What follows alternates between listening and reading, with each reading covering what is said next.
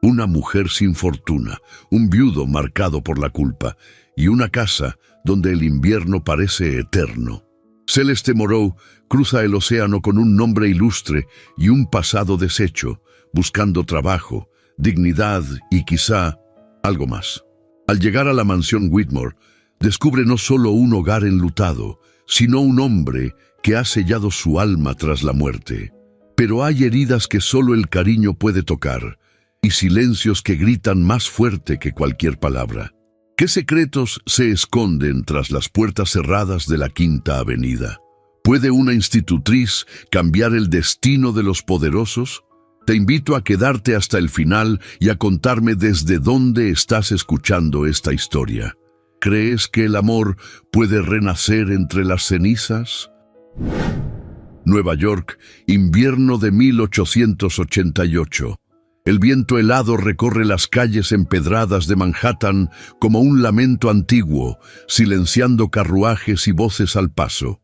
En la estación central, bajo una cúpula gris cubierta por la nevada reciente, desciende una mujer sola, envuelta en un abrigo de lana oscura, el rostro oculto tras el velo fino de su bonete francés. Su nombre es Celeste Moreau, y el frío no es lo que más le pesa. Lleva en la maleta los restos de un apellido noble reducido a papeles viejos y un puñado de recuerdos. Sus botas pisan con firmeza el andén mojado, aunque por dentro tiemble. Viene desde París, no con sueños, sino con una dignidad callada. Su padre, un antiguo diplomático caído en desgracia por un escándalo que aún susurra entre los pasillos del ministerio, murió sin limpiar su nombre. La familia lo perdió todo. Celeste vendió sus últimas joyas para pagar ese pasaje al nuevo mundo, y lo que le queda es una caja de madera donde guarda cartas antiguas y una fotografía agrietada de su madre. Después de 3 días recorriendo agencias y portales de empleo, la oportunidad llegó con la misma frialdad que la nieve que comenzaba a cubrir la ciudad. Una agencia de colocación francesa la recomendó como institutriz bilingüe. Su destino, la mansión del señor Ethan Whitmore, uno de los hombres más poderosos de la industria ferroviaria, y según los rumores, un viudo marcado por la tragedia. Cuando el carruaje se detiene frente a la casa, la imponente fachada neoclásica de piedra blanca parece aún más inhóspita bajo el cielo plomizo.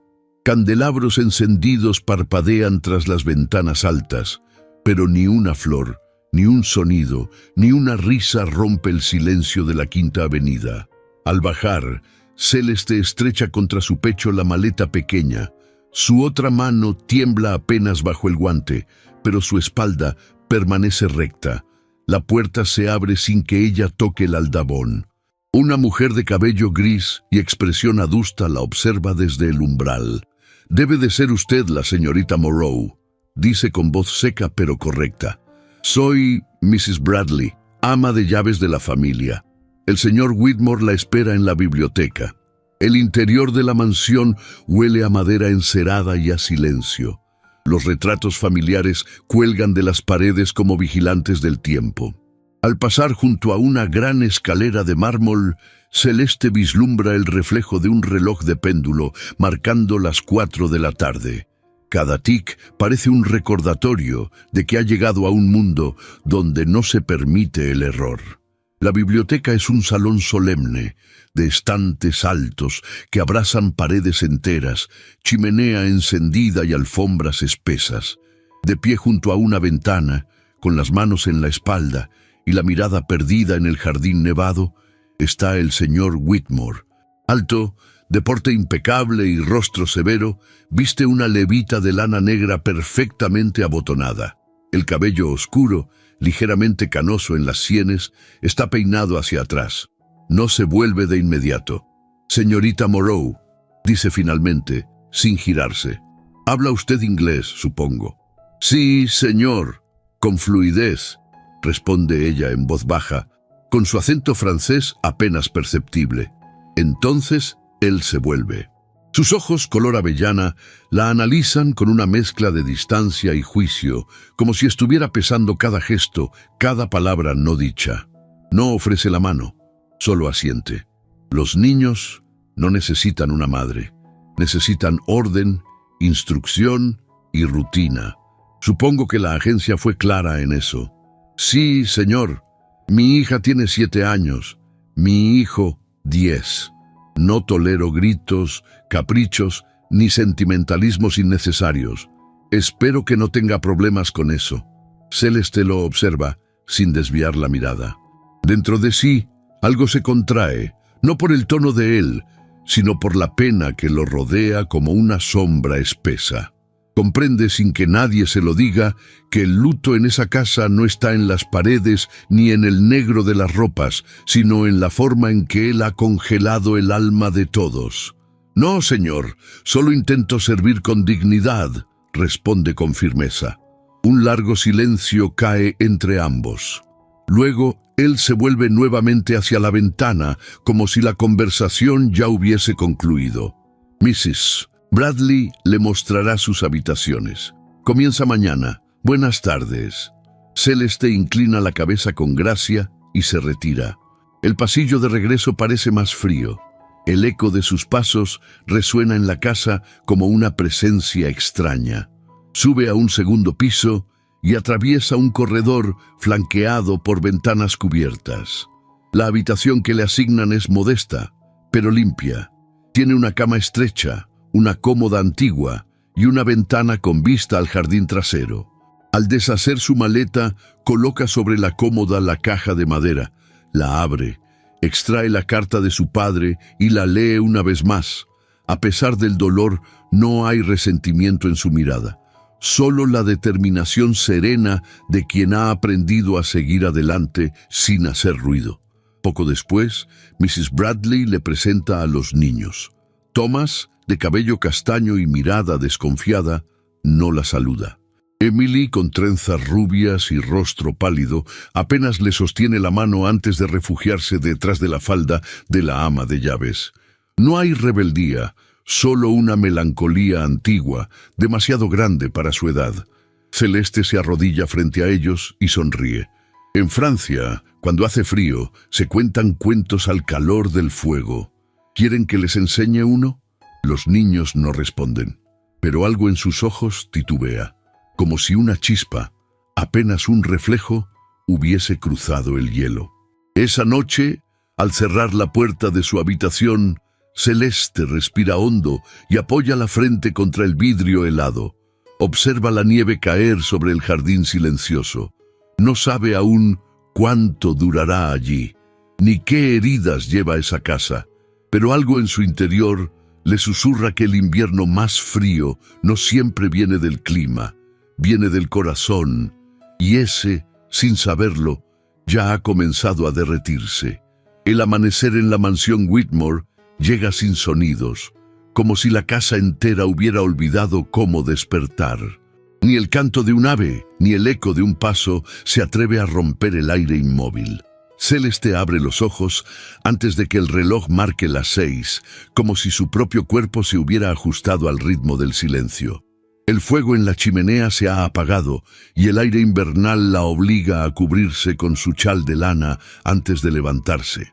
Afuera, la nieve cae con suavidad, cubriendo los jardines y los setos que se alinean en perfecta simetría. Todo en ese lugar parece pensado para ocultar el desorden del alma. Su primer pensamiento es para los niños.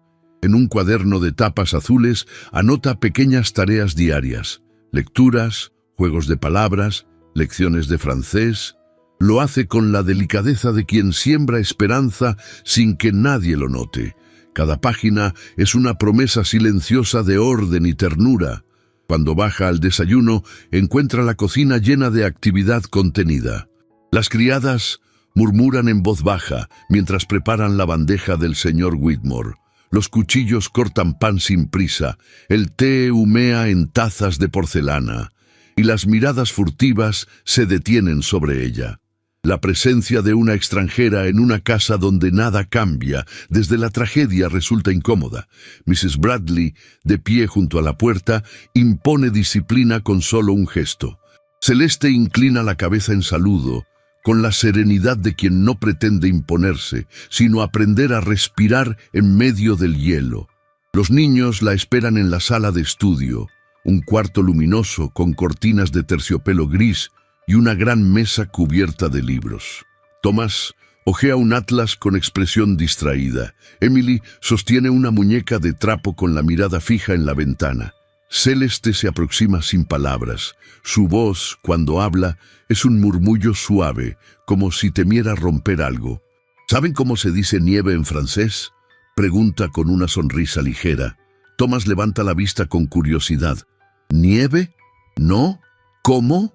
Neige, responde ella. Suena como si uno exhalara suavemente, como el viento cuando acaricia el cristal. Emily repite el sonido en voz baja. Su acento la hace reír sin querer, y por primera vez en mucho tiempo, el eco de una risa infantil atraviesa los muros de la casa. La institutriz se detiene, temiendo que ese sonido tan puro pueda despertar la desaprobación de alguien. Pero no ocurre nada. La casa sigue inmóvil, como si escuchara sin atreverse a juzgar. A lo largo de la mañana, Celeste les enseña pequeñas canciones francesas y un juego con fichas de madera que trajo desde París. Los niños se van soltando poco a poco. Thomas, aún con su aire serio, intenta pronunciar palabras nuevas. Emily, entre risas, se atreve a corregirlo. La escena es simple, pero en esa mansión donde el duelo se volvió costumbre, la simplicidad es una forma de milagro. A media tarde, mientras revisa los deberes, Celeste percibe la figura de Ethan en el umbral de la puerta. No ha hecho ruido al entrar, pero su presencia llena el espacio como una corriente invisible. Ella se pone de pie con respeto. Él observa la escena en silencio, los ojos fijos en los niños. No dice nada, solo asiente con un leve movimiento antes de marcharse. Pero cuando la puerta se cierra, Celeste siente un estremecimiento. No es miedo, es otra cosa más profunda y desconocida, la conciencia de haber sido vista. Esa noche, al cenar sola en su cuarto, escribe una breve carta a su madre fallecida. No para enviarla, sino para dejar que las palabras respiren en el papel. He llegado a una casa que parece no tener alma, escribe. Los niños son buenos pero viven entre sombras, y el señor Whitmore parece arrastrar una pena que no se atreve a nombrar. Quizá mi destino sea traer un poco de luz donde no hay calor. Quizá ese sea el motivo por el que sigo aquí. Cuando la vela se apaga, Celeste se levanta y abre la ventana unos centímetros. El aire helado le acaricia el rostro. A lo lejos, las luces de otros hogares brillan como promesas de vida. Pero allí, en la casa Whitmore, todo permanece inmóvil, detenido en un duelo que se niega a morir. En los días siguientes, la rutina se establece con suavidad. Celeste logra que los niños lean en voz alta, que escriban pequeñas cartas imaginarias y que cada tarde reciten un proverbio en francés. La risa de Emily vuelve a sonar con timidez y Thomas comienza a confiar lo suficiente como para hacerle preguntas sobre París, sobre los jardines del Luxemburgo y los inviernos junto al Sena. Celeste responde con dulzura, evocando imágenes que colorean sus palabras. Y aunque la nostalgia le oprime el pecho, sonríe por ellos. El servicio doméstico, sin embargo, observa en silencio. Algunas criadas murmuran cuando pasa, otras desvían la mirada. No se trata de odio, sino de costumbre. En esa casa, las emociones estaban prohibidas desde que la señora Whitmore fue enterrada. Mrs. Bradley, más observadora que todos, percibe el cambio que se gesta en el aire y guarda su juicio para sí. Una tarde, mientras ayuda a Emily con sus bordados, Celeste escucha el rumor del viento colándose por un corredor lateral. Siente una corriente extraña, como si la casa suspirara. Al seguir el sonido, llega hasta una galería de retratos familiares. Hay cuadros de antepasados con rostros altivos, señores de bigotes retorcidos y damas con perlas en el cuello.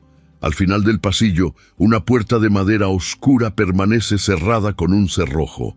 La pintura descascarada del marco delata el abandono. Celeste extiende la mano, pero se detiene antes de tocarla. No sabe por qué, pero el silencio tras esa puerta le provoca un escalofrío.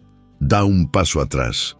Hay habitaciones, piensa, que prefieren seguir dormidas. Esa noche, en la cena del servicio, escucha el murmullo de dos criadas jóvenes. Dicen que el señor Whitmore nunca volvió a entrar en el ala norte desde que ella murió. Susurra una. Ni él ni nadie, responde la otra.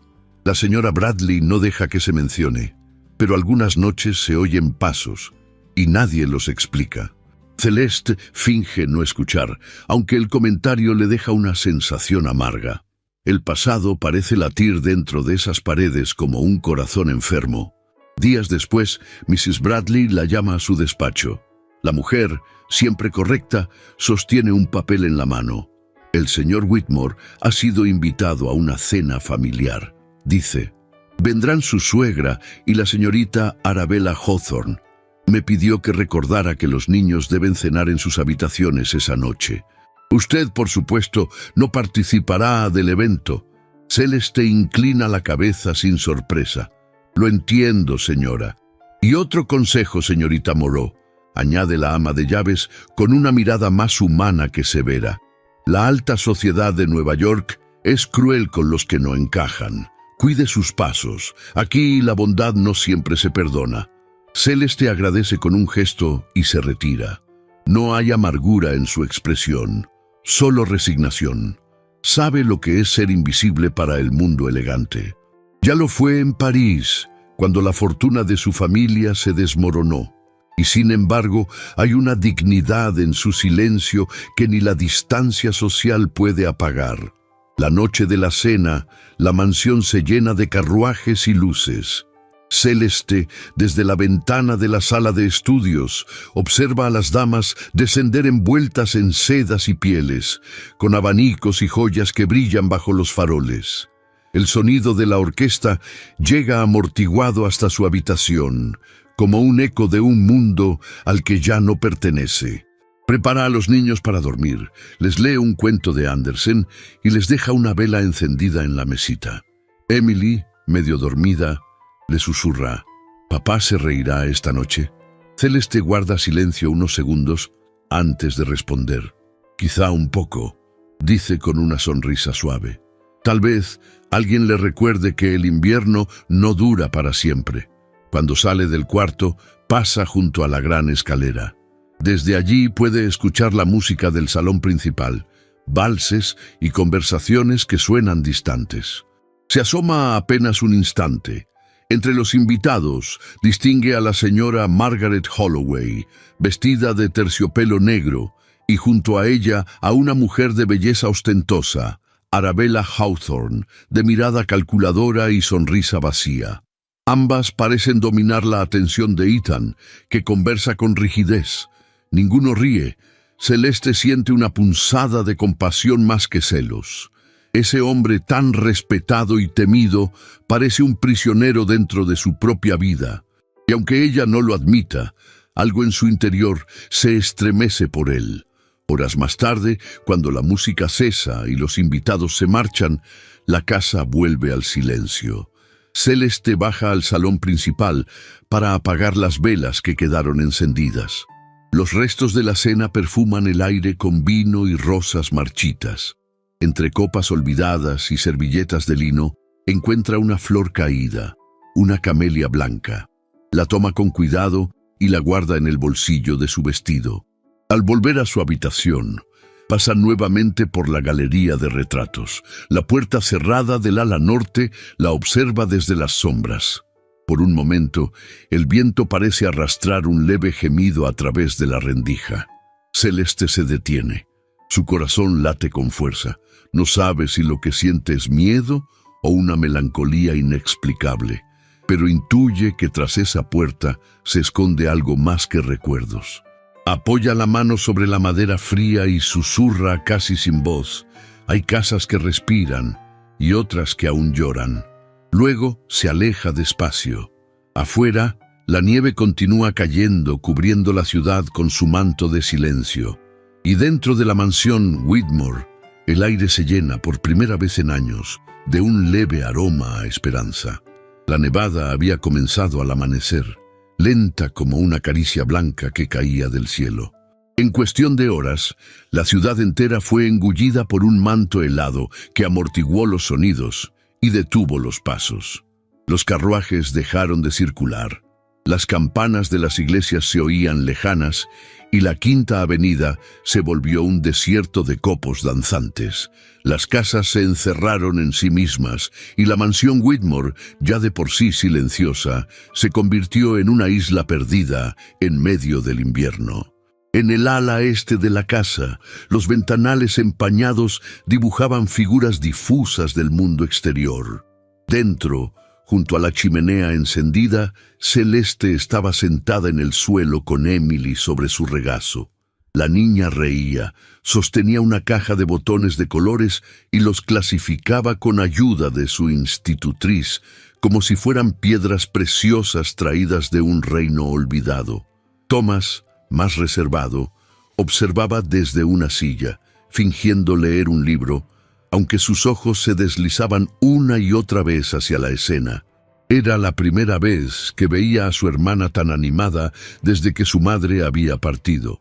Celeste hablaba en voz baja, con ese acento francés que, lejos de sonar ajeno, envolvía el aire como una melodía. No enseñaba con rigidez, sino con dulzura. Cada palabra suya parecía tener el peso exacto para hacer florecer lo que estaba dormido. Desde el umbral de la sala, sin ser notado, Ethan los observaba, apoyado contra la puerta entreabierta, con las manos cruzadas a la espalda. Se quedó inmóvil durante varios minutos. La luz del fuego dibujaba reflejos cobrizos en su levita oscura, y sus ojos, habitualmente distantes, se suavizaban sin que él lo advirtiera. Había algo profundamente perturbador en la forma en que Celeste se integraba al ambiente sin forzarlo. No era una intrusa. No competía con el recuerdo de su esposa. No exigía nada. Simplemente estaba. Cuando Emily se volvió hacia ella y la abrazó con naturalidad, enterrando la cara en su cuello, algo en Ethan se quebró. Su garganta se cerró por un instante, como si una emoción antigua y olvidada regresara sin aviso. Y entonces ocurrió lo impensable. Sonrió. No con alegría, sino con una especie de alivio silencioso, como quien recuerda que el alma también puede respirar.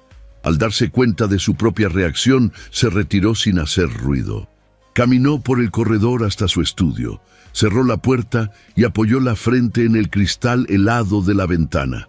Afuera, la tormenta seguía cayendo, y dentro de él, una pregunta que no se atrevía a formular. Esa noche, mientras los niños dormían, Celeste caminó por los pasillos como solía hacer cuando la casa se sumía en sus sombras. Tenía la costumbre de recorrer los corredores en busca de sentido, como si los muros antiguos pudieran contarle secretos. Al pasar frente a la biblioteca, escuchó un sonido inesperado. Música. El piano, que hasta entonces había permanecido cerrado y cubierto por una tela bordada, emitía notas profundas y solitarias. Celeste empujó la puerta apenas y allí lo vio. Ethan, sentado al piano, tocaba una melodía sombría y hermosa con una técnica que hablaba de años de práctica olvidada. Su espalda recta, sus dedos largos recorriendo las teclas con precisión y melancolía. No la vio, o tal vez lo hizo, pero no se detuvo. Terminó la pieza en un acorde largo que pareció suspenderse en el aire antes de morir. «No sabía que tocaba, señor», dijo ella, apenas audible. Ethan se volvió despacio, sin sorpresa, como si hubiera presentido su presencia. «Ya no lo hago», respondió con voz baja. «No desde hace años». Fue hermoso. Él cerró el piano con lentitud, evitando su mirada. A mi esposa no le gustaba la música. Decía que el sonido del piano le recordaba a funerales. Celeste no respondió. No por falta de palabras, sino por respeto. Había en él una tristeza tan íntima que cualquier comentario resultaría torpe. Yo crecí con la música, continuó Ethan en un tono más suave. Mi madre me obligaba a practicar cada tarde, odiaba cada minuto, pero ahora hizo una pausa. Ahora es lo único que parece no haberme abandonado. Ella se acercó sin invadir y se detuvo frente a uno de los estantes repletos de libros. En mi casa, mi padre tocaba el violín. Lo hacía cuando llovía. Yo me sentaba bajo la ventana y leía en voz alta mientras él tocaba. A veces creo que esa fue la única época feliz que conocí. Ethan la observó por un momento largo. Había en ella una nostalgia que no tenía nada de histriónica. Era real, era honda y sobre todo era silenciosa. ¿Le gusta leer?, preguntó. Es lo que más amo después del silencio. Una leve sonrisa asomó en sus labios. No era burla, era comprensión. Tiene usted una extraña forma de ser institutriz, señorita Moreau. ¿Eso es un reproche? No, es una observación. Aquí estamos acostumbrados a que el afecto se administre con cuidado y usted lo entrega con generosidad. No sé amar de otra manera, dijo ella, sin vacilar. La frase quedó suspendida entre ambos, como una brasa que no se apaga. Ethan la sostuvo con la mirada unos segundos más, y luego, sin decir nada, se puso de pie. Caminó hacia la puerta, se detuvo un instante y, sin volverse, añadió: «Gracias por cuidar de ellos». Luego se marchó. Celeste permaneció un rato más en la biblioteca, sentada frente al piano cerrado. No lo abrió, solo apoyó la mano sobre la tapa y cerró los ojos. En su interior, algo había comenzado a moverse, como un riachuelo descongelándose tras el largo invierno. Horas después, cuando la noche ya cubría la ciudad con su manto blanco, un grito desgarró el silencio de la casa. Celeste se incorporó de inmediato y salió al pasillo. Venía del segundo piso. Subió las escaleras descalza, apenas cubierta con su bata, y encontró a Thomas en el suelo, junto a la baranda. El niño había caído de un par de escalones, la pierna torcida bajo su cuerpo y el rostro cubierto de lágrimas. «¡Thomas!», exclamó, corriendo hacia él. Emily apareció detrás, aterrada. Celeste revisó al niño con cuidado. No parecía haber fractura grave, pero su tobillo estaba inflamado. Lo ayudó a incorporarse con suavidad, lo cargó en brazos con esfuerzo y lo llevó a su habitación. Minutos después, Ethan llegó. Despeinado aún con la ropa de dormir, entró al cuarto con el rostro alterado. «¿Qué ocurrió?». Tropezó. Estaba buscando algo. «No es grave, pero tiene el tobillo hinchado. Ya apliqué compresas frías». Ethan se acercó a su hijo. Lo acarició con torpeza y le habló con una dulzura que no se le conocía. «Tranquilo, hijo. Todo está bien». Celeste, de pie junto a la cama, observó cómo ese hombre, acostumbrado al acero de los negocios, se agachaba para ajustar las mantas de su hijo. Algo en esa imagen le pareció profundamente hermoso. Cuando Ethan se levantó, sus miradas se cruzaron. «Gracias», murmuró él. Ella asintió en silencio. «Debería descansar, señor», dijo. «Yo me quedaré aquí esta noche, por si necesita algo». Ethan vaciló un instante, luego asintió. Pero antes de salir del cuarto se volvió una vez más. Su padre, el del violín, debió haber sido un buen hombre. Celeste sintió que su voz temblaba al responder. Lo fue. La puerta se cerró, y durante el resto de la noche, ella se sentó junto a la cama de Thomas, vigilando su respiración. Afuera, la nieve seguía cayendo. Dentro, la casa ya no respiraba solo silencio. Ahora también suspiraba. El invierno persistía con una obstinación que parecía reflejarse en cada rincón de la mansión Whitmore. Las nevadas eran más intensas, los días más cortos y los silencios aún más densos. Sin embargo, dentro de la casa, algo sutil comenzaba a cambiar.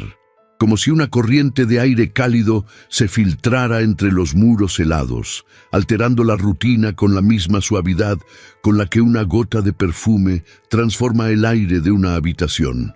Celeste caminaba por los pasillos con paso ligero, llevando libros, retazos de tela y cuadernos de caligrafía entre sus brazos. Su presencia ya no pasaba inadvertida. Las criadas bajaban la voz cuando ella pasaba y la cocinera, antes indiferente, ahora le ofrecía panecillos tibios al caer la tarde.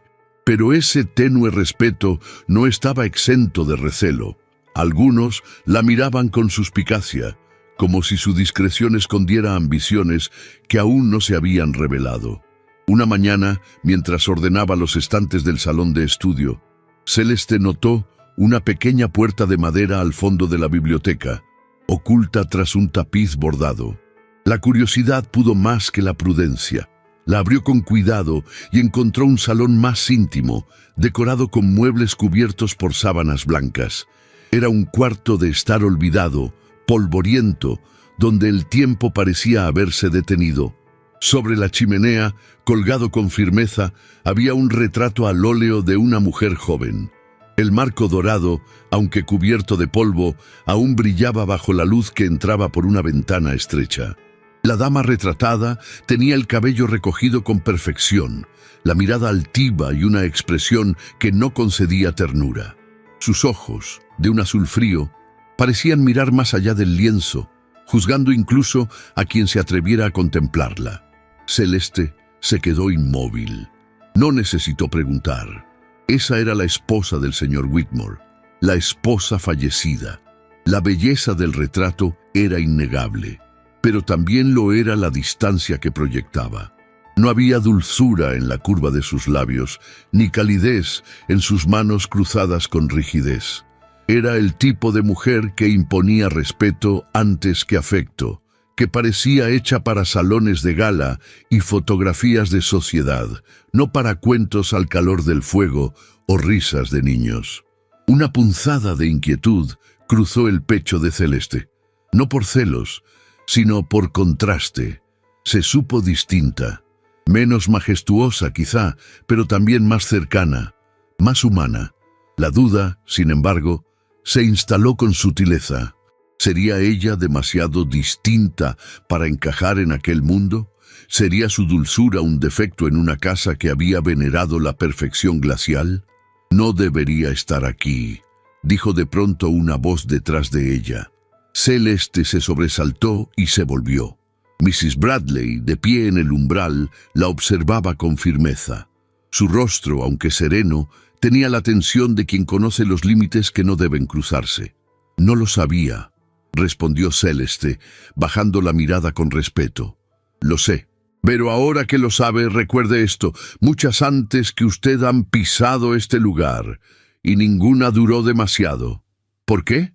La ama de llaves suspiró, y por primera vez, en sus ojos se asomó algo cercano a la compasión. Porque este retrato no es solo una imagen, es un fantasma, y los fantasmas, señorita Moreau, no toleran la luz. Celeste guardó silencio. Salió del cuarto sin añadir una palabra, pero aquella advertencia se le quedó adherida a la piel como escarcha. En los días siguientes, el ambiente en la casa se volvió más tenso. Algunas criadas hablaban con voz más baja de lo habitual. Una de ellas, Dorothy, parecía particularmente interesada en seguir cada uno de sus movimientos. Los rumores se arrastraban por los pasillos como hojas secas, que el señor Whitmore pasaba más tiempo en casa, que ya no se reunía con los banqueros con la misma frecuencia, que incluso había sido visto sonriendo en el comedor mientras Emily hablaba de sus clases de francés. Y entonces, como un rayo en cielo invernal, llegó la invitación. Una tarjeta gruesa, con letras doradas y el sello de una de las familias más influyentes de Nueva York, los Vanderbilt. Una gala en honor a un grupo de inversionistas europeos. Un evento de relevancia social, donde cada gesto sería observado, donde cada detalle sería recordado. Ethan recibió la invitación con gesto contenido. No solía asistir a esas reuniones desde el fallecimiento de su esposa. pero aquella velada tenía peso político, y no acudir habría sido una declaración peligrosa. Durante la cena, mientras los niños terminaban su sopa, Ethan anunció la decisión que alteró el equilibrio de la casa. «Emily será dama de honor en la gala», dijo sin levantar la voz. «Y usted, señorita Moreau, se encargará de prepararla». Los cubiertos de los niños quedaron suspendidos en el aire. Celeste parpadeó, sorprendida. «¿Yo, señor? ¿Acaso no es usted quien la ha transformado en una criatura alegre y digna de ser presentada?», preguntó con calma. «Mi madre se encargará de vestirla, pero usted debe enseñarle a comportarse en público, a moverse con gracia, a hablar con propiedad». Celeste asintió, aún sin palabras. Ethan continuó con su cena como si nada hubiese pasado. Al día siguiente, la casa entera se agitó con los preparativos. Emily fue medida, probada, peinada y reprendida por modistas, peluqueras y damas de la alta sociedad. Pero entre cada sesión de protocolo, Celeste encontraba momentos para devolverle la risa. Le enseñaba cómo inclinar la cabeza con elegancia, cómo caminar sin mirar al suelo, cómo sostener la mirada sin parecer insolente. Y mientras ambas ensayaban saludos frente al espejo, Thomas las observaba desde la puerta con una sonrisa tímida. Una tarde, al terminar la lección, Emily se acercó a Celeste y la abrazó con fuerza. «No quiero que me peine otra persona», susurró. «Quiero que seas tú quien me prepare para el baile». Celeste se inclinó y acarició sus mejillas. «Entonces así será». Thomas, desde el fondo de la sala, se acercó sin hablar. Le entregó un pequeño dibujo de carbón, una figura femenina junto a un árbol nevado. «Soy yo», dijo en voz baja, «pero más grande. Y tú estás al lado». Celeste lo tomó con cuidado, conmovida. Los ojos se le humedecieron. El afecto que esos niños le ofrecían era algo que no se podía forzar ni comprar. Era genuino, y en ese instante supo que ya no era solo una empleada.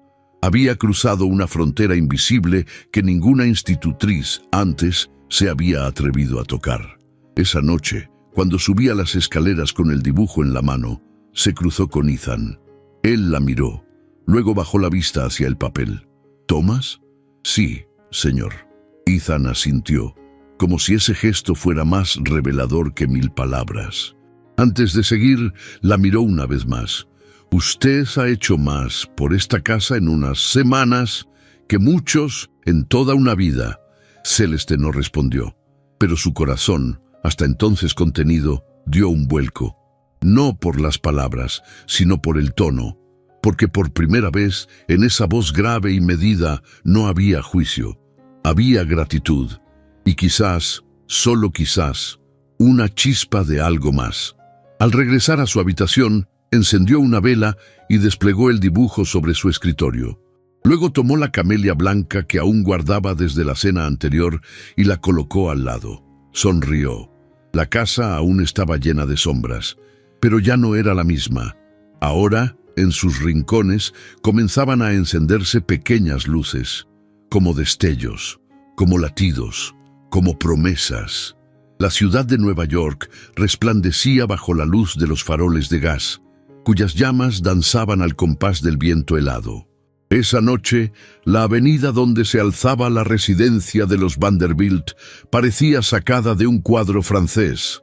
Carruajes alineados, caballos nerviosos, sacudiendo sus crines blancas, caballeros envueltos en abrigos de lana gruesa y damas cubiertas por pieles y encajes, descendiendo de los vehículos con la majestad de quienes sabían que sus pasos serían observados, juzgados, comentados. La gran gala de invierno era más que una simple reunión social. Era una exhibición de poder, linaje y ambición. Y en medio de aquel escenario dorado, el señor Ethan Whitmore hizo su entrada acompañado de su pequeña hija Emily y, discretamente detrás de ellos, de la institutriz francesa, que sin proponérselo comenzaba a alterar el ritmo invisible de su mundo. Celeste había vestido a Emily con esmero. envolviéndola en un vestido color lavanda, con detalles de encaje bordado a mano y una cinta de terciopelo gris en la cintura. Su cabello, peinado con trenzas recogidas, estaba adornado con pequeñas flores secas que Celeste había conservado en papel de arroz. No era ostentosa, pero brillaba con la gracia serena de una niña amada. La propia Celeste vestía un atuendo modesto pero pulcro. Un vestido azul oscuro, de falda amplia y mangas largas, adornado con una delicada blonda en el cuello. No llevaba joyas, solo un broche de camelia blanca, regalo de Emily, prendido al corazón. Caminaba detrás de ellos con la cabeza erguida, sin intentar pertenecer, pero sin pedir disculpas por su presencia. Los salones principales de la casa Vanderbilt eran un derroche de luces, música y aromas. Arañas de cristal colgaban del techo como constelaciones atrapadas. Los pisos relucían como espejos y los ventanales dejaban entrar el murmullo lejano de la ciudad dormida.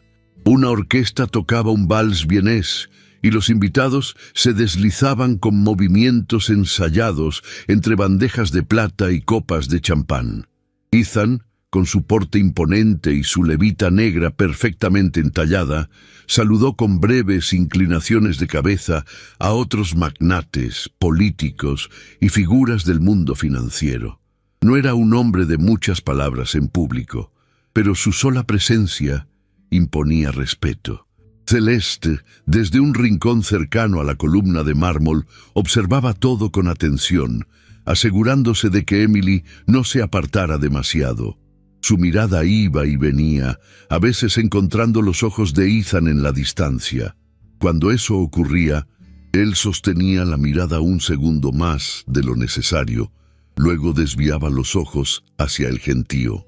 Arabella Hawthorne hizo su aparición más tarde, envuelta en un vestido rojo profundo de satén italiano, con encaje negro en el escote y un abanico que agitaba como si con él dictara sentencias.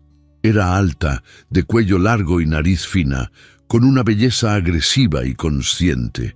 Cuando se acercó a Ethan, lo hizo sin pedir permiso. Apoyó la mano sobre su brazo y murmuró algo que provocó una sonrisa forzada en los labios del viudo. No pensé que vendrías, Ethan, mucho menos acompañado de ese tipo de compañía. Vine por razones estratégicas, Arabella, nada más. Ella rió suavemente. Y la pequeña Emily luce encantadora, aunque creo que a algunas personas se les ha olvidado su lugar. Su mirada se deslizó con cálculo hacia Celeste, que en ese momento ayudaba a la niña a beber un poco de agua. La tensión se palpaba en el ambiente. Ethan no respondió, pero en sus ojos había un destello frío. Más tarde, cuando Emily fue llamada por otras niñas para participar en un juego ceremonial, Celeste se quedó brevemente sola junto a una mesa lateral. Observaba con interés los retratos antiguos que decoraban la galería. Fue entonces cuando Arabella se acercó con pasos felinos y sonrisa venenosa. «Señorita Moreau», dijo en tono elevado, para que varias damas alrededor escucharan. «Debe de ser agotador mantener tanto tiempo una posición que no le pertenece. ¿No teme que la confundan con una invitada? A veces la frontera entre lo correcto y lo ridículo es tan delgada». Celeste giró lentamente. Sus mejillas palidecieron, pero su espalda permaneció recta. Varias cabezas se giraron, fingiendo no oír, mientras saboreaban el espectáculo que comenzaba a desarrollarse. «Temo menos a la confusión que a la hipocresía, señora», respondió en perfecto inglés, sin elevar la voz. «Una que se disfraza de cortesía, pero está vacía de compasión. Y por cierto, no vine aquí a figurar, sino a cuidar de una niña, algo que me honra infinitamente más que cualquier joya o apellido». Hubo un silencio breve. Luego, alguien contuvo una risa. Una dama mayor asintió con disimulo y un caballero junto a ella murmuró un bien dicho casi inaudible. Arabella apretó el abanico con fuerza y se marchó, fingiendo indiferencia. Ethan había presenciado todo desde la distancia. No intervino, no porque no quisiera, sino porque vio en Celeste una fortaleza que no conocía y comprendió en ese instante que ella no necesitaba ser rescatada. Lo que ella ofrecía no era sumisión, sino dignidad. Horas después, cuando la gala llegaba a su fin y la familia Whitmore se preparaba para retirarse, Ethan caminó en silencio junto a Celeste mientras Emily dormía sobre el regazo de una criada. «Vi lo que ocurrió», dijo él en voz baja mientras el carruaje esperaba en la entrada. Celeste mantuvo la mirada al frente. «No fue nada, señor. Sí lo fue, y debí intervenir». No lo necesitaba. Ethan se detuvo y la miró con intensidad. «Tal vez no, pero lo haré si vuelve a ocurrir. No permitiré que nadie la humille, señorita Moreau». Ella parpadeó, sorprendida por la emoción contenida en sus palabras. Su voz tembló al responder. «Gracias, señor, de corazón». Subieron al carruaje sin más palabras. En el interior, el silencio era espeso pero lleno de significados. Emily dormía profundamente. Ethan miraba por la ventana, aunque sus pensamientos estaban lejos. Celeste, sentada frente a él, sostenía el broche de camelia blanca entre los dedos, como si intentara recordar que aún había ternura en el mundo. Esa noche, al llegar a la mansión, Ethan se detuvo frente a la gran escalera. «Buenas noches, señorita Moreau». «Buenas noches, señor Whitmore». Pero no se movieron de inmediato. Se miraron en la penumbra de la entrada, iluminados solo por la luz tenue de las lámparas. Sus ojos se dijeron más que sus labios. Un leve gesto, un paso no dado, una palabra que no se pronunció. Finalmente, cada uno subió por su lado, con el corazón más lleno que antes, pero también más inquieto, porque en esa noche de máscaras y apariencias, ellos no habían bailado. Y sin embargo, el corazón de ambos, en silencio, ya comenzaba a danzar. La tormenta comenzó entrada la tarde, como una advertencia susurrada entre los árboles. El cielo se cubrió de un gris espeso y sin fisuras, y pronto ráfagas de viento gélido comenzaron a sacudir las ramas secas del jardín. Los ventanales de la mansión Whitmore vibraban como si intentaran contener un lamento del invierno mismo. Dentro, la servidumbre se apresuraba a cerrar contraventanas, reforzar marcos y encender todas las chimeneas. Celeste guiaba a los niños por el pasillo principal, tomándolos de la mano, mientras el sonido de los truenos retumbaba a lo lejos. Emily, con su carita pegada al brazo de su institutriz, temblaba en silencio.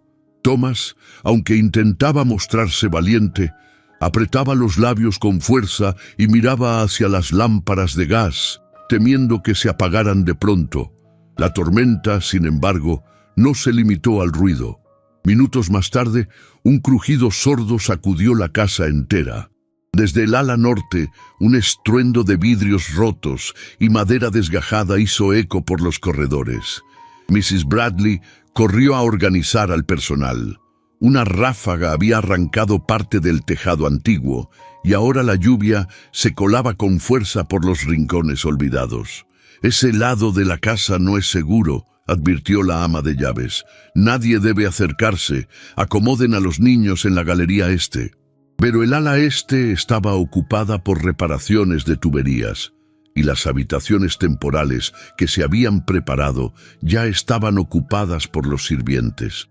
Celeste no quería que los niños pasaran la noche en un cuarto improvisado sin fuego ni cobijas. «Buscaré otro sitio», anunció con calma. «Uno que esté seco y donde podamos encender la chimenea». Tomó una lámpara de aceite, cubrió a Emily con una manta gruesa y guió a ambos niños por el pasillo central. Subió un tramo de escaleras que no usaba desde su llegada y se adentró por un corredor de paredes cubiertas por retratos antiguos. El silencio era más denso allí. Las puertas estaban cerradas con llave, salvo una.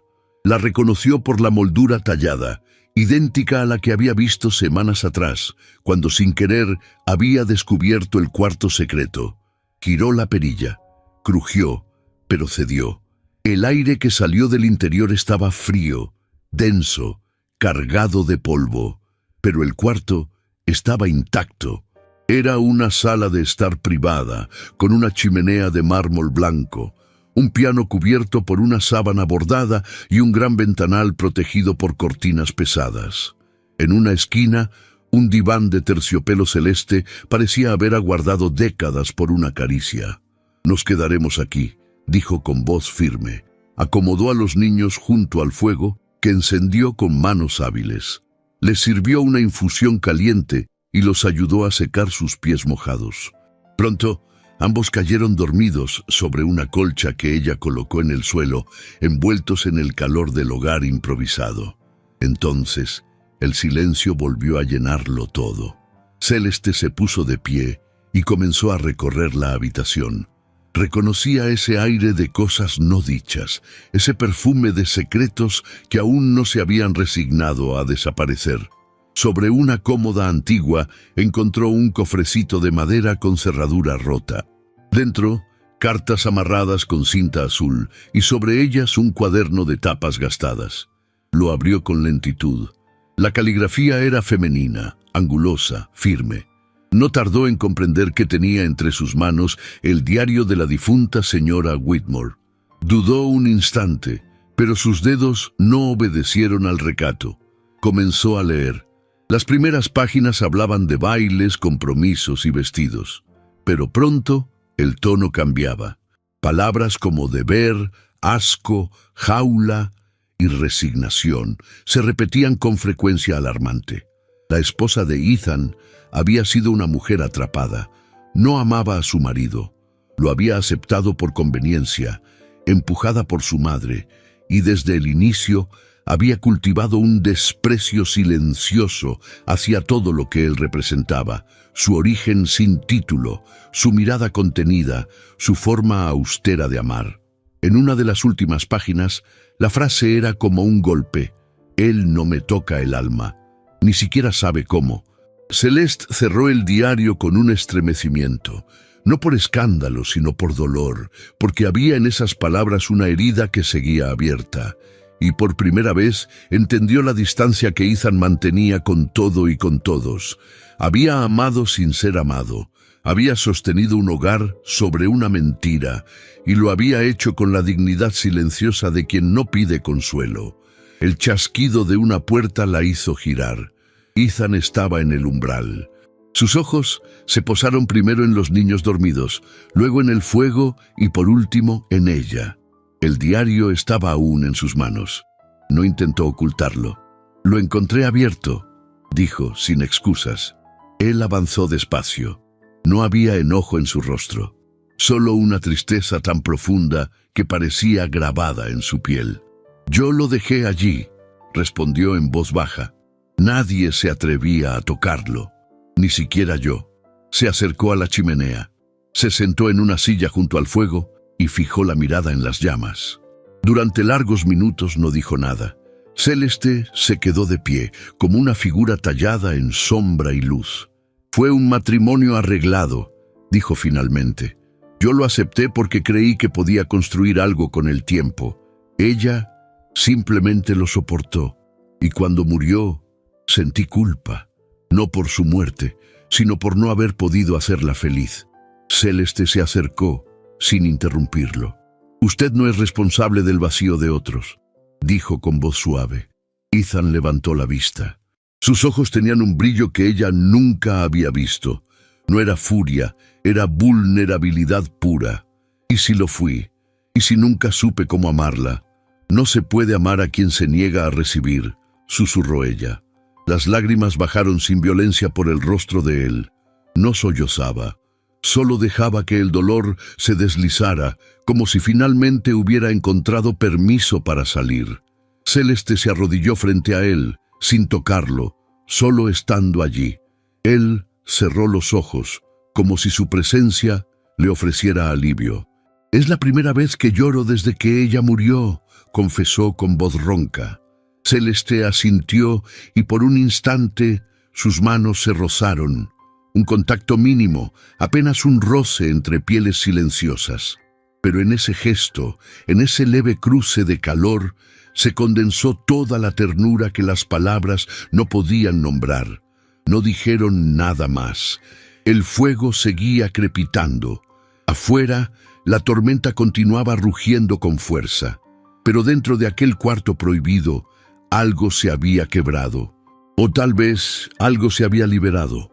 Y en ese espacio de sombras antiguas, por primera vez en años, la noche no fue enemiga, fue confesión y fue consuelo. La primavera apenas comenzaba a insinuarse entre las grietas del invierno. Un sol tímido acariciaba los cristales empañados de la mansión Whitmore y los primeros brotes verdes asomaban entre la tierra húmeda del jardín.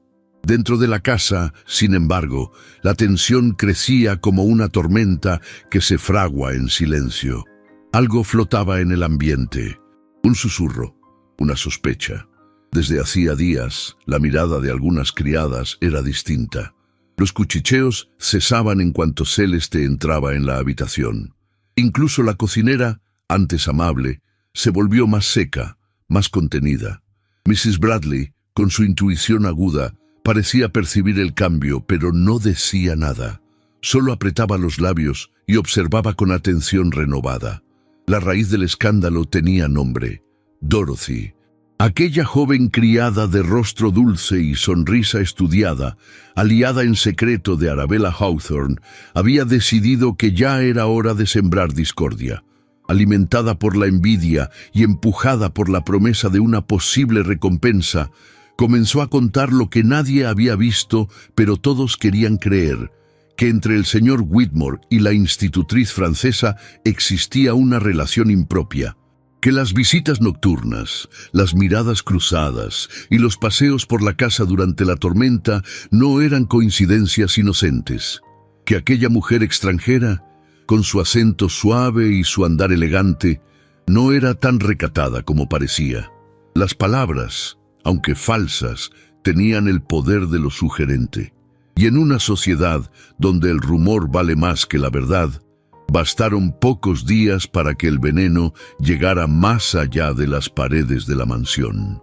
Uno de los accionistas menores de los ferrocarriles Whitmore, hombre conservador y de lengua ligera, llevó el tema a una reunión privada. En cuestión de horas, la historia ya rondaba los oídos de los principales inversionistas. La reputación de Ethan comenzaba a tambalear. No tardó en llegar la visita de su suegra, la señora Margaret Holloway. «Ya es suficiente, Ethan», dijo con voz seca mientras se sentaba en uno de los salones privados.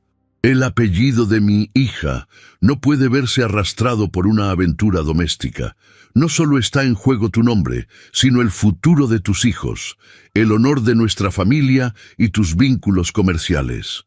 Los señores Barrington y Cowles ya han expresado su inquietud. Ethan no respondió de inmediato. Permanecía de pie, con las manos cruzadas a la espalda, mirando por la ventana. El tono de su madre política no lo intimidaba, pero conocía el peso de sus palabras. Margaret no hablaba por impulso. Era una mujer acostumbrada a torcer destinos con el filo de su lengua.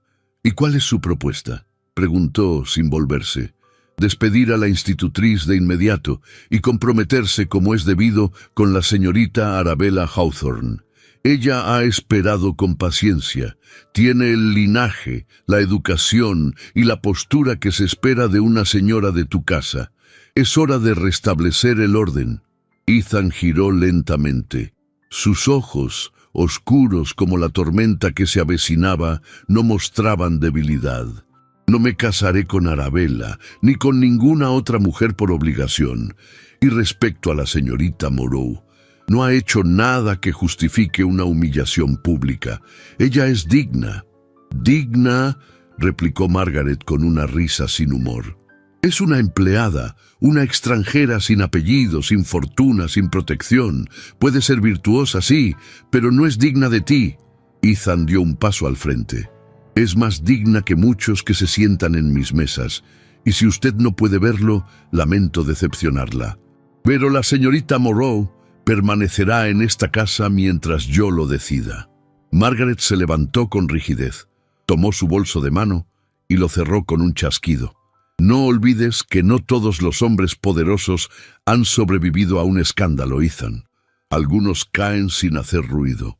Y se marchó sin esperar respuesta. Esa misma tarde, Celeste fue llamada al despacho por Mrs. Bradley. La ama de llaves, visiblemente perturbada, intentó explicar la situación sin alarmarla, pero no pudo ocultar la gravedad del asunto. «Están hablando de usted, señorita Moreau. Dicen cosas que no puedo repetir. El señor Whitmore intentó protegerla, pero hay presiones, vienen de fuera y también de dentro». Celeste, pálida pero serena, asintió. «¿Quién lo ha dicho?» «Dorothy», respondió Mrs. Bradley con el rostro tenso. «Pero no lo afirma directamente, solo insinúa, y eso basta». Celeste no dijo nada. Se levantó, fue a su habitación y comenzó a empacar sus pocas pertenencias. Lo hizo en silencio, con manos firmes, doblando cada prenda como si fuera la última vez que lo haría. Los niños la encontraron poco después. Thomas fue el primero en entrar. «¿Qué está haciendo?», preguntó sin comprender. Emily apareció detrás, con los ojos abiertos como lunas. «¿Se va?». Celeste los miró. Sus ojos se llenaron de lágrimas, pero su voz no tembló. A veces, incluso cuando no se ha hecho nada malo, una debe marcharse para proteger su nombre. Emily corrió hacia ella y la abrazó con fuerza. «No quiero que te vayas. No es justo». Thomas, más contenido, se acercó en silencio. Le entregó una hoja de papel que había dibujado esa mañana. 3 figuras caminando de la mano. Una era él, otra, su hermana. La tercera tenía un moño bajo y un vestido largo. Celeste lo apretó contra su pecho. «Yo tampoco quiero irme, pero esta casa necesita paz. Y a veces la ausencia también puede proteger». Cuando cayó la noche, Ethan fue a buscarla. La encontró en la galería sur, sentada frente al ventanal, con la valija ya cerrada a sus pies. Ella no se volvió cuando lo oyó entrar. «No quiero que se vaya», dijo él con voz baja. «No lo permitiré». «No puede detener algo que ya ha comenzado», respondió sin mirarlo. «El rumor está vivo y no se apagará con silencio. No me importa el rumor». «A mí sí», respondió al fin, mirándolo a los ojos. «Porque lo ensucia a usted, porque mancha a los niños, porque me convierte en lo que no soy». Él dio un paso hacia ella. «¿Cree que me importa más un apellido que usted? No estoy hecha para vivir entre sus mármoles y sus retratos. Yo respiro con la tierra, con las palabras, con los libros. Y usted...» Hizo una pausa. «Usted merece algo que yo no puedo ofrecerle». Ethan quiso hablar, pero no lo hizo. Se detuvo frente a ella y la miró largo. Su rostro, siempre tan firme, ahora parecía roto por dentro. «No quiero perderla», dijo al fin. «Entonces no me despida, pero déjeme ir». Esa noche, Celeste abandonó la mansión Whitmore bajo la lluvia fina de una primavera que no terminaba de nacer. Llevaba consigo una maleta, un dibujo de niño y un corazón quebrado. Los niños lloraron hasta quedarse dormidos. Ethan no dijo una palabra durante la cena. La casa entera volvió a sumirse en el mismo silencio que un día la había envuelto. Pero esta vez ese silencio no era de luto, era de ausencia. Y dolía más que cualquier pérdida. La ciudad seguía envuelta en su lento despertar de primavera, pero en las calles más grises y olvidadas del centro, el invierno aún dejaba su aliento. En una calle estrecha de adoquines húmedos, entre edificios de fachadas descascaradas, se alzaba una pensión discreta, de muros apagados y ventanas pequeñas. Fue allí donde Celeste encontró refugio.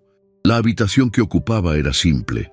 Un catre de hierro con colchón delgado, una silla de madera junto a una mesa desgastada y una ventana sin cortinas por donde entraba un sol pálido que parecía pedir permiso para colarse.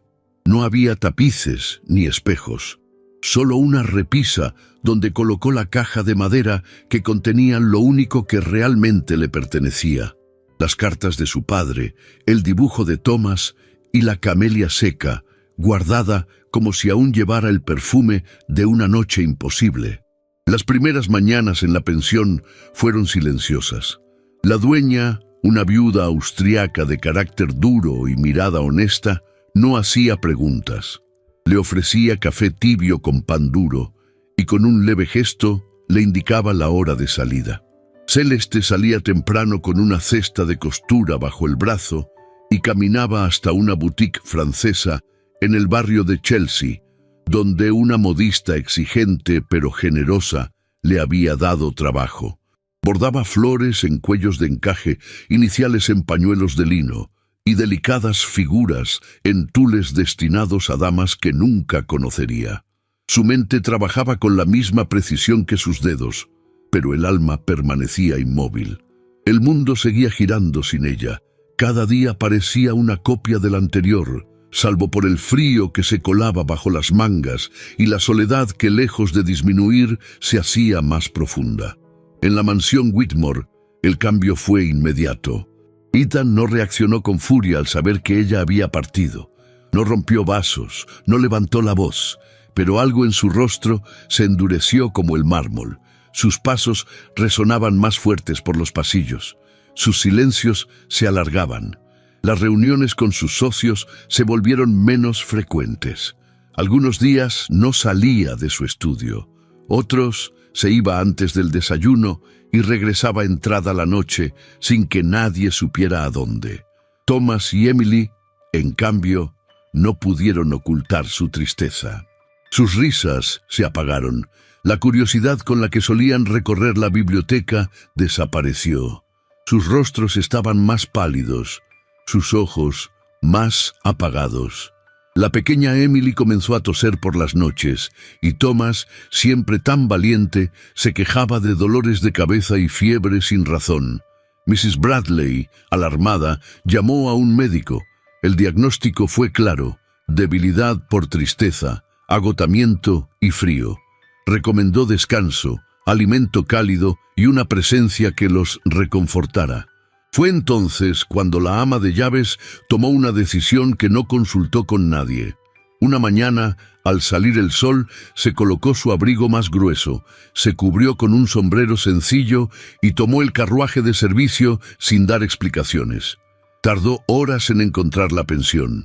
Preguntó en tiendas, siguió rumores y finalmente llegó hasta la calle húmeda, donde los pasos no dejaban huellas sobre la nieve vieja. Tocó la puerta. Celeste abrió y al verla no dijo nada. Solo apretó los labios. «Los niños están enfermos», dijo Mrs. Bradley con voz firme. «Y no es solo el cuerpo, es el alma. Lo único que piden es que usted regrese, no a la casa, a ellos». Celeste bajó la mirada. Había tratado de convencerse de que su ausencia era lo correcto, de que la distancia traería paz. Pero al escuchar aquellas palabras, comprendió que algunos lazos no se rompen con voluntad. Se tejen con amor, y ese amor era más fuerte que el escándalo o la renuncia. Volvió esa misma tarde. No por deber ni por miedo, sino por ternura. Entró a la mansión sin ser anunciada. Llevaba un vestido sencillo, un sombrero oscuro y el corazón latiendo como si fuera la primera vez. Subió las escaleras directamente al cuarto de los niños. Al abrir la puerta, encontró a Emily dormida con la frente perlada de sudor. Thomas estaba sentado junto a ella, pálido, con la mirada fija en el suelo. Cuando la vio, no dijo palabra. Solo se levantó y la abrazó con fuerza, como si temiera que fuera una ilusión. Esa noche, Celeste no salió del cuarto. Preparó infusiones, cantó canciones en francés, les habló con dulzura y les acarició la frente con manos templadas por la ternura. El calor volvió poco a poco a los cuerpos pequeños, como si el alma también tuviera fiebre. Ethan no la vio hasta el día siguiente. Fue en la biblioteca. Ella estaba allí de pie, colocando libros infantiles en el estante más bajo. Al volverse, lo encontró observándola desde el umbral. Ninguno habló de inmediato, solo se miraron. Él la contempló como si fuera la primera vez, no como una empleada, no como una figura del deber. La miró como se mira lo irreemplazable. No sabía si regresaría, dijo él al fin. No regresé por usted, respondió con suavidad. Vine por ellos. Lo sé, admitió. Avanzó un paso. Sus manos estaban tensas, sus ojos sombreados por noches sin dormir. Pero me alegra que lo haya hecho, añadió. La casa sin usted no respira igual. Celeste sintió que el aire en sus pulmones se volvía más denso. No respondió, solo bajó la mirada. Cuando él salió, lo hizo sin añadir nada más. Pero en su escritorio quedó algo que ella encontró más tarde. Era una hoja doblada escrita con una caligrafía firme. Era su carta de renuncia, la misma que nunca había tenido el valor de entregarle. Estaba allí, intacta, sin manchas, sin dobleces recientes. Y en la parte inferior, escrita por una mano distinta, se leía una sola línea. Hubiera preferido no encontrarla jamás. Celeste sintió que el pecho se le cerraba, no por la dureza de las palabras, sino por su verdad, porque a veces lo más cruel que puede pasarle a un alma rota es conocer el consuelo.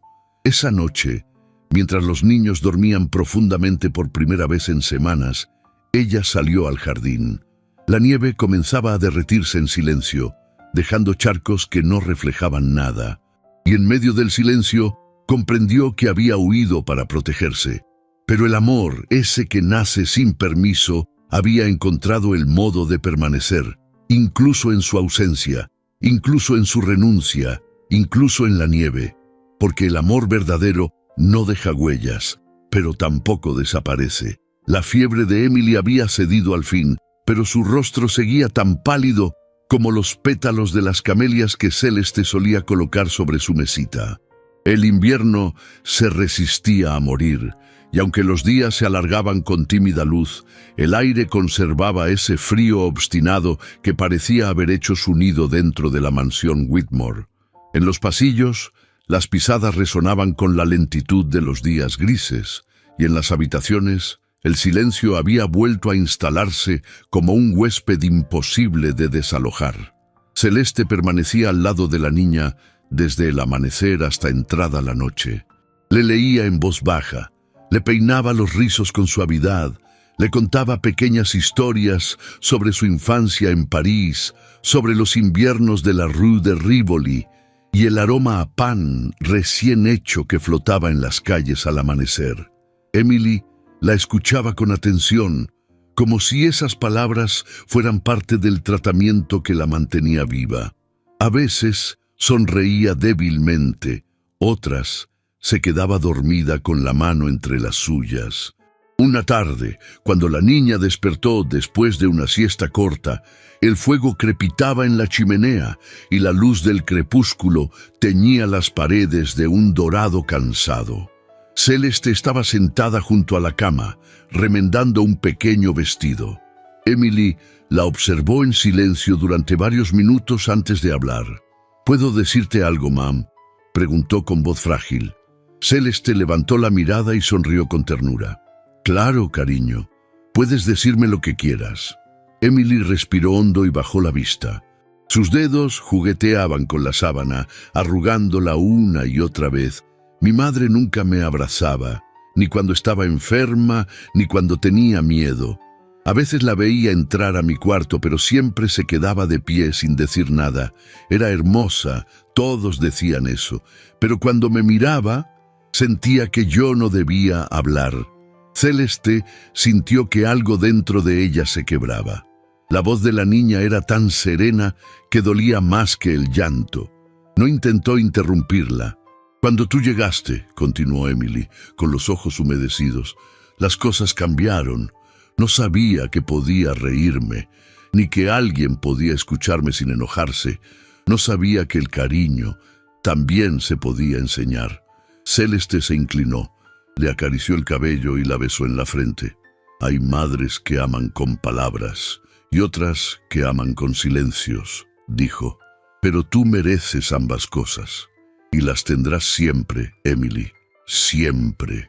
Lo que ninguna de las dos sabía era que Ethan estaba de pie tras la puerta entreabierta. Había subido en silencio para preguntar por la salud de su hija, pero se detuvo al escuchar sus voces. Las palabras de Emily le atravesaron el pecho como un cuchillo lento.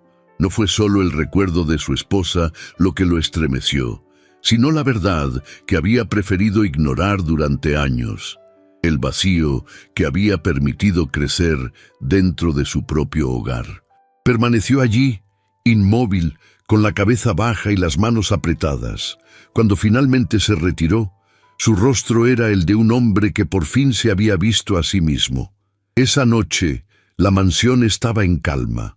Los sirvientes se habían retirado, los niños dormían, y la chimenea del despacho aún ardía con un fuego cansado. Ethan se encontraba solo, de pie frente al ventanal, mirando cómo la nieve volvía a caer. Sobre el escritorio reposaba el diario de su esposa fallecida, aquel que Celeste había encontrado y que él había leído una y otra vez en busca de respuestas. Pero ya no quedaban respuestas, solo la certeza de que el amor no vivido también deja huellas. Golpearon suavemente a la puerta. Era Celeste. ¿Quería verme, señor Whitmore? Él se giró despacio. Llevaba la misma levita oscura de siempre, pero su semblante era distinto. Sus ojos tenían un brillo que no era de autoridad, sino de cansancio. Señaló la silla frente al escritorio. Sí, siéntese, por favor. Ella obedeció sin saber qué esperar. Ethan tardó en hablar. Su voz, cuando lo hizo, sonó más baja que nunca. Esta tarde escuché a mi hija hablarle. No era mi intención, pero lo hice. Y no puedo fingir que no escuché lo que dijo. Celeste se mantuvo en silencio, con las manos cruzadas sobre su falda. No he sido un buen padre, continuó él. Fui un hombre que pensó que el respeto podía sustituir al afecto, que la corrección era una forma de amor, pero lo único que hice fue llenar esta casa de reglas y vaciarla de alegría. Mi esposa no fue feliz, lo sé, y creí que al mantener el orden, al cumplir con cada deber, estaba compensando mis fracasos. Me equivoqué. Sus palabras no temblaban, pero sus ojos sí. He pasado la vida temiendo el escándalo, la crítica, el error, temiendo sentir algo que no pueda controlar. Pero cuando usted llegó, todo eso cambió. Ethan se acercó a la chimenea, la mirada perdida en el fuego. Desde su llegada, he vivido dividido entre lo que debo hacer y lo que deseo. Y me ha resultado insoportable, porque cada día que intento mantener las distancias, algo dentro de mí se quiebra un poco más. Celeste bajó la cabeza. No podía mirarlo. Sentía que cada palabra suya era un hilo que tiraba de su propio corazón. No me atrevo a pedirle nada, prosiguió él, ni siquiera su perdón. Solo quiero que sepa que lamento haberla herido. No con acciones, sino con mi cobardía, con mi silencio. Ella alzó la mirada y sus ojos se encontraron. En ellos había una mezcla de compasión y miedo, de ternura y renuncia. No tiene nada que disculpar, señor Whitmore. Cada uno carga su propio invierno, dijo Celeste. Algunos aprenden a sobrevivirlo, otros lo convierten en casa. Él dio un paso hacia ella, pero se detuvo. Estaban tan cerca que podía sentir el calor de su respiración. Ninguno habló. Solo permanecieron así, mirándose, atrapados entre lo que deseaban y lo que sabían que no debían desear. El fuego crepitó, rompiendo el silencio. Celeste fue la primera en apartar la mirada. Se levantó lentamente. Debería descansar, señor. Es tarde. Celeste, murmuró él, apenas un suspiro. Ella lo miró por última vez. En su rostro había lágrimas que no caían. Buenas noches, señor Whitmore. Cuando la puerta se cerró, Ethan quedó solo. Se acercó al escritorio donde un sobre sin abrir había quedado entre papeles olvidados. Era la carta de renuncia que ella nunca le entregó. La tomó, la sostuvo entre los dedos y sin pensarlo, la guardó dentro del bolsillo interior de su levita, como si con ese gesto pudiera conservar un pedazo de lo que no se atrevía a pronunciar. A la mañana siguiente, cuando Celeste despertó, un sobre descansaba sobre su tocador. Reconoció la caligrafía al instante. Era la letra de Ethan. Lo abrió con manos temblorosas. «Señorita Moreau, he dicho demasiadas cosas en silencio. He sentido demasiado sin expresarlo. Tal vez aún no merezca su indulgencia, pero quisiera pedirle un favor, no como su empleador, sino como un hombre que busca redimirse. Mañana por la noche se celebrará la cena benéfica anual en el Conservatorio de Arte. Me gustaría que me acompañara, no como institutriz, no como empleada, como igual. Si decide aceptar, el carruaje la esperará a las 7. Ethan Whitmore». Celeste releyó la carta una y otra vez. No sabía si llorar o sonreír. Era una invitación, pero también una confesión. No había promesas, ni peticiones de perdón, ni declaraciones abiertas. Solo una frase velada que lo decía todo. Como igual. Pasó el resto del día sin decir nada a nadie. Preparó las lecciones, atendió a los niños, ayudó a Mrs. Bradley con las flores del invernadero. Pero dentro de ella, el corazón no dejaba de latir con fuerza, como si esperara algo que temía desear. Al caer la tarde, abrió el pequeño baúl que había traído desde Francia. Dentro, envuelto en papel de seda, estaba el vestido azul que había usado en otra vida, en un baile donde creyó que el amor era un sueño. Lo alisó con cuidado, cosió un par de botones que faltaban y colocó en su cabello la única joya que aún conservaba, una horquilla de perlas que había pertenecido a su madre. Cuando el reloj marcó las 7, el sonido del carruaje resonó en la entrada. Celeste bajó las escaleras con paso lento, sosteniendo su capa con ambas manos. Mrs. Bradley la esperaba junto a la puerta y le sonrió con complicidad. «Nunca vi al señor Whitmore tan decidido en toda mi vida», dijo en voz baja. «Tal vez esta noche el invierno se rinda al fin». Celeste asintió, sin poder hablar. Salió al aire frío de la noche, donde la nieve caía con suavidad sobre las piedras. Subió al carruaje, cerró los ojos y respiró hondo. Por primera vez en mucho tiempo, no sintió miedo. Sintió esperanza. La noche caía sobre Nueva York, con una solemnidad que parecía anticipar lo inevitable. La nieve, persistente y delicada, cubría los tejados del Conservatorio de Arte como un manto de encaje blanco, y las farolas de gas proyectaban halos dorados sobre los carruajes que llegaban uno tras otro, descargando a damas enjolladas y caballeros de levita impecable. La cena benéfica anual era, como cada año, el evento más esperado por la élite neoyorquina. En su interior, los grandes salones resplandecían con luces de araña, música de cuerdas y copas que tintineaban con champán. Nadie, ni en los pasillos ni en los círculos más reservados, esperaba que Ethan Whitmore, aquel viudo intocable, distante y rodeado de rumores, apareciera esa noche, y mucho menos que lo hiciera acompañado. Pero cuando el carruaje oscuro de los Whitmore se detuvo frente al pórtico principal y el cochero bajó para abrir la puerta, el aire pareció detenerse. Primero descendió Ethan, con su levita de terciopelo negro, el rostro severo pero sereno, y luego, con paso firme y una elegancia natural, descendió ella. Celeste Moreau vestía un sobrio pero exquisito vestido azul medianoche, de líneas clásicas y tejido francés, con apenas un broche de perlas en el escote cuadrado y una capa corta que dejaba entrever su porte digno y delicado. Llevaba el cabello recogido en un moño bajo, adornado con la misma horquilla que su madre le había legado. No había en ella ostentación ni arrogancia, solo una serenidad que desarmaba.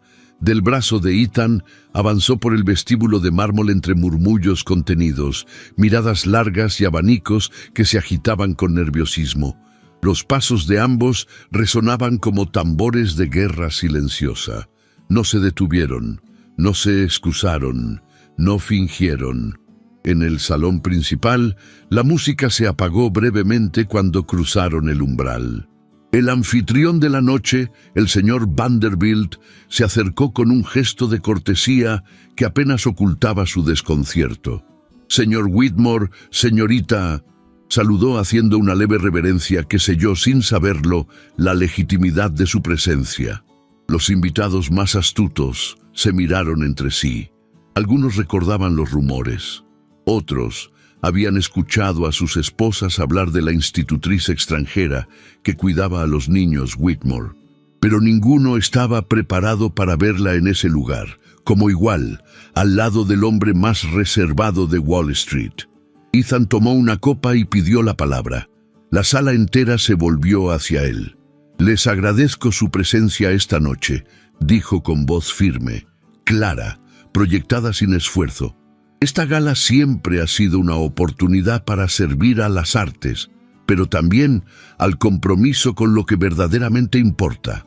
Hizo una pausa. Luego, con la misma serenidad, agregó: «He decidido tomar una pausa de mis negocios. Durante los próximos meses, mi prioridad será mi familia, mi hogar, mis hijos». Algunos comenzaron a susurrar. Un par de damas se llevaron las manos a la boca, pero él no se detuvo. «Y esta noche deseo anunciar que la señorita Celeste Moreau será mi esposa». El silencio se volvió piedra. Casi se podía escuchar la respiración contenida de los asistentes. Celeste, a su lado, permanecía con la cabeza alta, los ojos brillantes, pero sin arrogancia. Arabella Hawthorne, vestida de rojo carmesí en el extremo del salón, bajó la mirada lentamente y apretó el abanico con tanta fuerza que lo partió entre los dedos. La madre de la difunta esposa de Ethan palideció al instante, mientras el señor Vanderbilt apenas disimulaba su incomodidad. Pero Ethan no retrocedió. En su mirada había algo más que decisión. Había paz. Celeste inclinó apenas la cabeza hacia él, y sus labios apenas se movieron, pero bastó. «Sí», susurró, «acepto». Después de eso, la noche continuó como si el mundo hubiera cambiado sin que nadie se atreviera a detenerlo. Algunas damas se acercaron a Celeste con tímida cordialidad. Otros caballeros brindaron con Ethan por el valor de sus decisiones. Pero muchos otros prefirieron observar desde lejos, incapaces de comprender cómo aquel hombre tan calculador había cedido a lo inesperado, al amor. Semanas más tarde, los titulares hablaron del escándalo Whitmore, pero en la mansión de la Quinta Avenida no hubo lugar para la controversia, solo para la vida. La primavera llegó con lentitud, como si temiera romper la fragilidad de lo nuevo. Los almendros florecieron en el jardín trasero y las ventanas, antes cerradas por años, se abrieron una a una para dejar entrar la luz.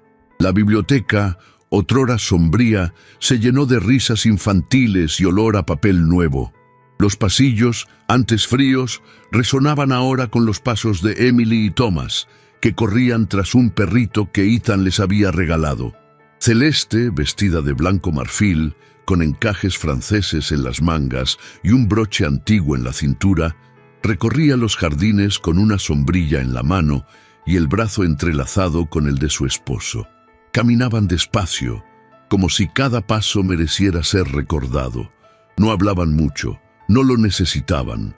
La señora Whitmore, como ahora la llamaban, había devuelto a esa casa el aliento que le faltaba, no solo como esposa, sino como madre, amiga, refugio. Había reconstruido con paciencia y ternura lo que el duelo había roto, y aunque aún quedaban cicatrices, eran cicatrices dignas, reales. Una tarde, mientras caminaban por la galería que daba al invernadero, Ethan se detuvo frente a una pintura que había mandado restaurar. Representaba un campo nevado, y en medio de él dos figuras diminutas, tomadas de la mano. ¿La recuerdas?, preguntó él. Celeste asintió. «Es el invierno que vivimos», dijo con una sonrisa suave, pero terminó. Ethan la miró con una ternura que ya no ocultaba. «Terminó en tu nombre, y así fue. No hubo finales ruidosos, ni giros dramáticos. Solo el renacer lento, verdadero, de un hombre que volvió a amar y de una mujer que eligió no rendirse. Una historia que comenzó con silencio y terminó con la más serena de las verdades. El amor, cuando es real, no necesita permiso, solo valor. La primavera regresó a Nueva York con su esplendor habitual, pero este año el perfume de los cerezos tenía un matiz más dulce.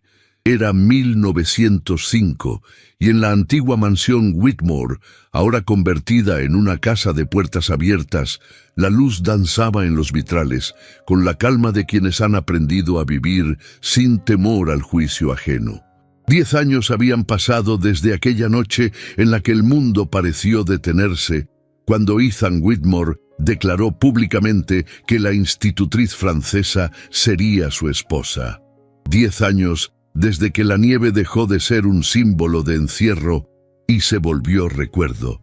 Celeste caminaba por los jardines con pasos serenos, acompañada por una niña de cabello oscuro y ojos curiosos que no paraba de hacerle preguntas sobre flores, insectos y cuentos de París. Se llamaba Juliette y había llegado a sus vidas 5 años después del matrimonio. Su hija, la niña que nació del amor tardío, pero cierto, entre dos almas que se encontraron en medio del invierno. A su lado, Emily y Thomas, ya adolescentes, compartían confidencias en voz baja bajo un magnolio en flor. Ambos habían crecido fuertes, nobles, pero sobre todo libres. Jamás les faltó afecto, ni una mirada comprensiva, ni un abrazo a tiempo. Celeste no fue solo su madre adoptiva. Fue el hilo invisible que remendó las heridas que la muerte y la indiferencia habían dejado. Ethan, aunque con las sienes más plateadas y el paso más lento, conservaba en sus ojos el mismo fuego de aquel hombre que años atrás decidió abandonar los negocios por algo más valioso, la vida junto a quienes amaba. Nunca volvió a Wall Street. Fundó en su lugar una escuela gratuita para hijos de inmigrantes, donde se enseñaba francés, música, matemáticas y algo más esencial: dignidad. Los rumores, con el tiempo, se disolvieron como la escarcha al sol. La sociedad neoyorquina, tan rápida para señalar, fue más lenta para olvidar, pero acabó cediendo ante la fuerza serena de una familia que no pedía permiso para ser feliz.